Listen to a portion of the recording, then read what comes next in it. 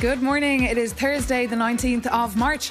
I'm Maeve McMahon and you're watching Europe Today, your daily dose of European news and analysis, live here on Euronews. Coming up, EU leaders are gathering in Brussels today for their regular spring summit. On the agenda, not one but two wars, and they may be more connected than you think. As the conflict involving Iran spills across the Middle East, with dangerous escalations on all sides, the UN Secretary-General Antonio Guterres will also join leaders to reflect on the mounting humanitarian crisis. The message from the summit, though, is clear.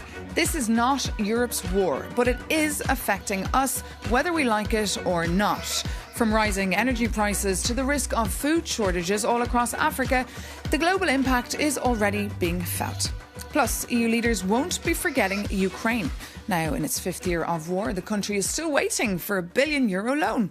President Zelensky will join the talks remotely. For more, we can cross straight over to the arrival floor of the EU summit, where Euronews' correspondent Shona Murray is standing by for us this morning. Good morning, Shona. So we're hearing the EU saying it's not getting involved in the US-Israel war on Iran. But will leaders discuss any potential support today to allow the Strait of Hormuz to return to normality?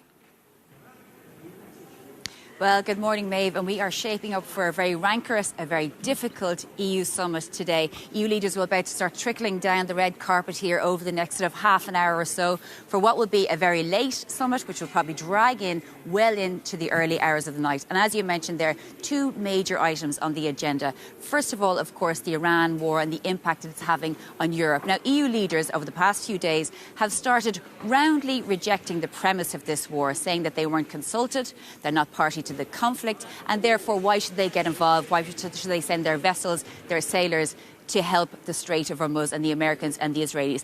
Take a listen to German Chancellor Friedrich Merz speaking to the Bundestag yesterday.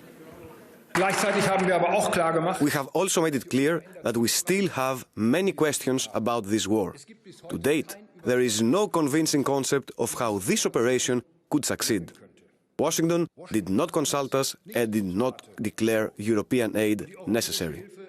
Ladies and gentlemen, we would have advised against following this path, which is being currently taken.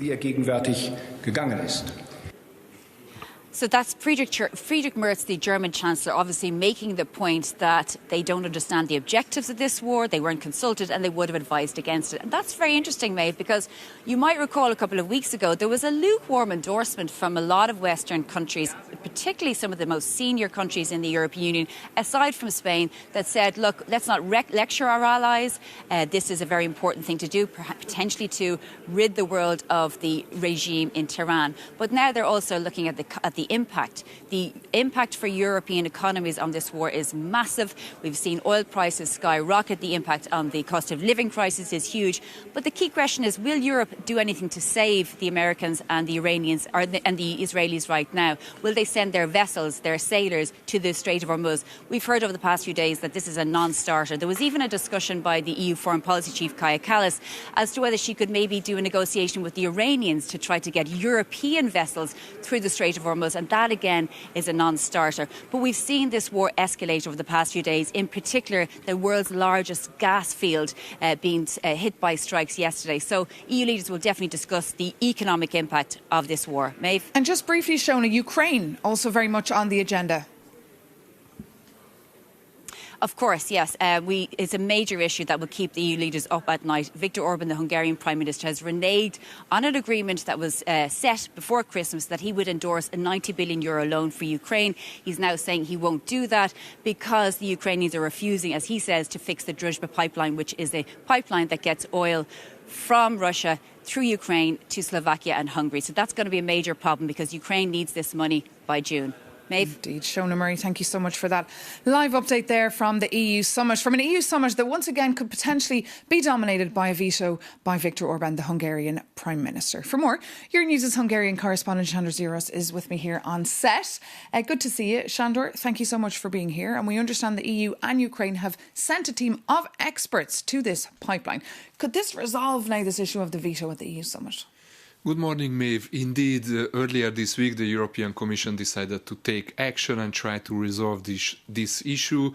The group of experts are currently on the ground and they are expected to file a report pretty soon in order to see what does it cost and how much time it will take to repair this pipeline.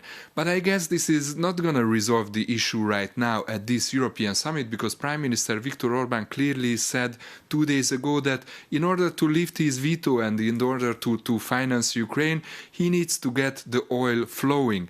And this, according to Ukraine, could take up to 1 month. So I expect a really tough summit for Viktor Orban, a lot of fighting, but I don't think there will be a solution for this loan of Ukraine, and there is not a plan B, so they cannot simply bypass Hungary on this. And it's tricky, isn't it, for the EU? Because, of course, Hungary is a member state, Ukraine an aspiring member state. And also, very interestingly, we have to remind our viewers there's elections coming up on the 12th of April in Hungary. How is this issue of this kind of spat between Hungary and Ukraine playing out in the campaign, Shandor? That's right. This is one of the main issues in the campaign debated right now, because, this is related to energy security. This is related to the price of the petrol, the price of the heating, cost of the living. So this is huge. And again, Prime Minister Orban is portraying himself as somebody who is fighting with Brussels, in Brussels for Hungary, and he's fighting also with Ukraine in order to secure cheap oil from Russia. This is a big issue, and according to experts that I spoke to, this could eventually help Orban boosting his support. And another thing is, since people are talking about Ukraine, they are not talking about the talking points of the opposition, which is, hospitals, schools, inflation, etc. And one final thing to remind, the elections are still open. Orban could win, but he could also lose. And if he's losing, this is his last European summit and possibly his last European veto as well.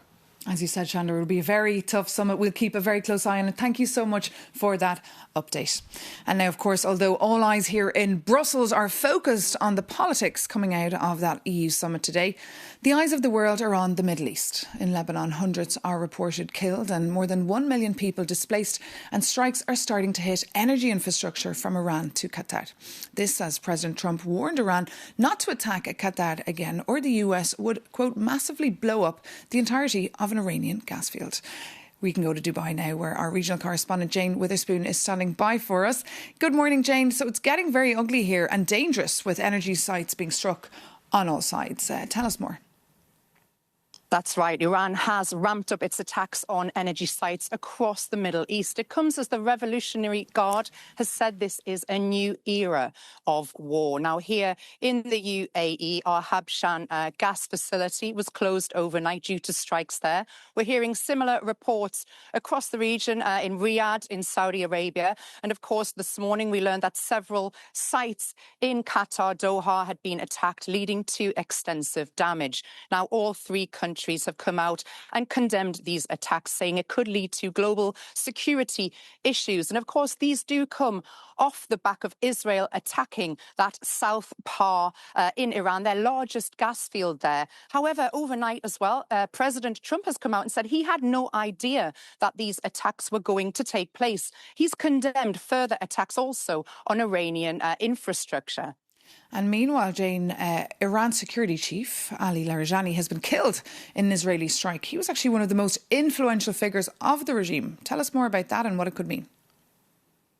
Yes, now a lot of the top brass from that Iranian regime have been killed over the past few days. There's a statement out in the media in Iran today, supposedly from the supreme leader, Mojtaba Khamenei, saying that he condemns these killings. And as you say, his top security chief was just the latest to be taken out. So he's very angry about that. Now, amidst these strikes, which are consistent through the day and night across the region, we are hearing that the Iranian people are against the regime there, and they're now taking to the streets in protest, and they're coming up against security forces there.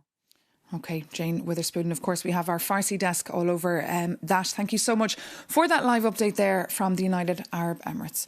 Now, back here in Brussels at the EU summit, EU leaders are looking at ways to soften the blow from the war in the Middle East and also manage the impact of the ongoing war in Ukraine, now entering its 5th year. Our Jakob Yanis takes a look at how both wars are very connected. Today, 27 EU leaders meet in Brussels for the European Council. The official agenda highlights competitiveness and migration, but war overshadows it all. And your reporter doesn't yet know exactly what they will be saying, but we can certainly guess what keeps them up at night. Especially as Russia's war in Ukraine and the US-Israeli war in Iran have become deeply interlinked. Let's take a look together. With the Strait of Hormuz effectively closed, energy and petrol costs are soaring. And because that vital waterway handles a massive share of global fertilizer shipments, it also means higher grocery prices for everyone. To ease that pressure, Trump announced last week that he is lifting some sanctions on Russian oil. The US Treasury issued a temporary permit allowing countries to purchase Russian crude currently stranded at sea. And Washington insists this only applies to already loaded cargo, strictly ruling out new trades or major financial benefits for Russia. But European leaders are strongly pushing back. German Chancellor Friedrich Merz called the move wrong, while Council President Antonio Costa argued it directly undermines European security by letting Moscow cash in. But here is the bitter irony. Since Trump's decision, oil prices have not drastically fallen, but European security has. This sanctions relief could hand the Kremlin a staggering $150 million a day. That single day of revenue buys up to 7,000 Iranian-designed Shahed drones. Or could fund sign-up bonuses for 5,000 new Russian soldiers every single day. And after bashing traditional diplomacy, Trump is disappointed Europe is not rushing to help secure the Middle East. But as EU leaders gather in Brussels just days after the Ides of March, one could say they know a political backstabbing when they see one. Jakob Yanis reporting for us there. Now, although only 27 EU leaders are in that summit physically today, some others are hoping to one day sit in there too. Like Iceland, who plan to hold a referendum on EU membership. For more, Euronews' Shona Murray sat down with the Foreign Minister of Iceland and started by asking her if this will be a very difficult referendum to get through. Everyone knows about Brexit and all the lies that were put on the table in that process. So, yes, it will not be an easy walk, but in the end, you have to trust the nation and believe in her. And it's rather positive now. The outcome could be positive now, today, if we would vote. But on the other hand, it's just a simple question, Should we continue the negotiation talks, yes or no? And from my point of view, if you say no, you are closing a lot of doors. Instead of saying yes, should we not continue, see what kind of negotiation and agreement we will get. If you say no, then I'm afraid that Iceland will be pretty much alone. Not quite alone, but of course we are still member of NATO and we have the EEA agreement, we have EFTA. But I think our position will be not so strong as being a member of the European Union. And there, again, I come to the values we share. What do you make of the changing nature of the transatlantic relationship? If I could now criticize European Union, is that they should be with more self-esteem. European Union is a superpower, and they should act like a superpower, if I could say so. And you just, if you watch and recall the Greenland's agenda from the US part, it was quite clear that the European Union was a backbone for Denmark and Greenland when these statements were made on the US behalf. And I think that was beneficial for Denmark, but it was also useful for us in Iceland to see, okay, European Union and most of the countries, they can stand with other nations when they are, in a way, attacked and their sovereignty.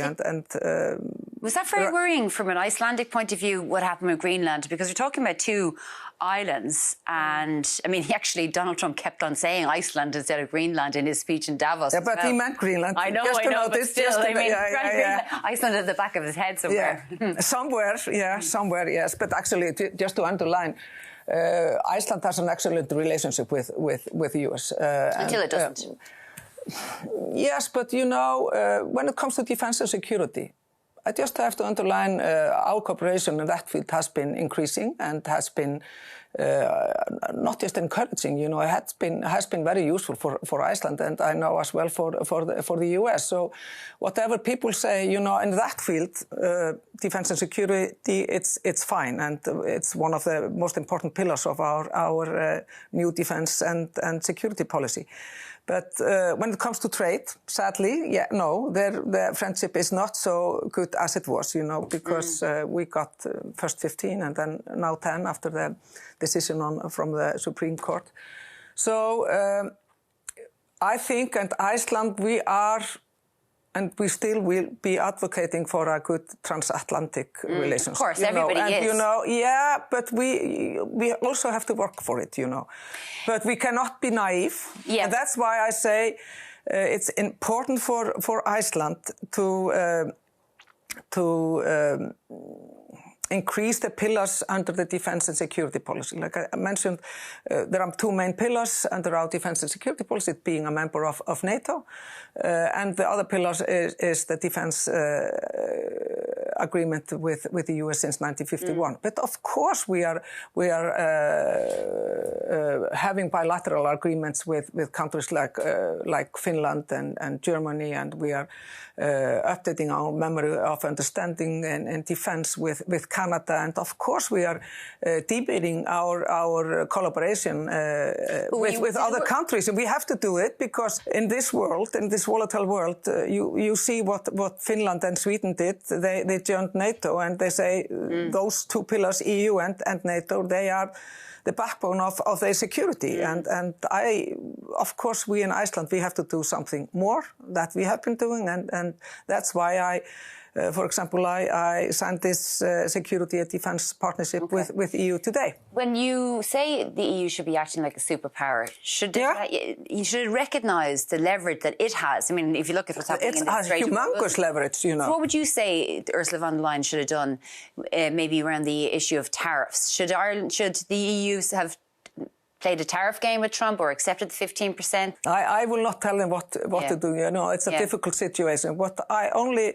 ask for is in various areas, show your superpower, because together Europe is a strong alliance. As opposed to the example of Greenland. Yeah, exactly. For the example of Greenland, there some nations said, okay, if you are going to put tariffs on us because we are standing with Greenland and Denmark, then we are going to put tariffs on you. And of course it affected the markets in the US.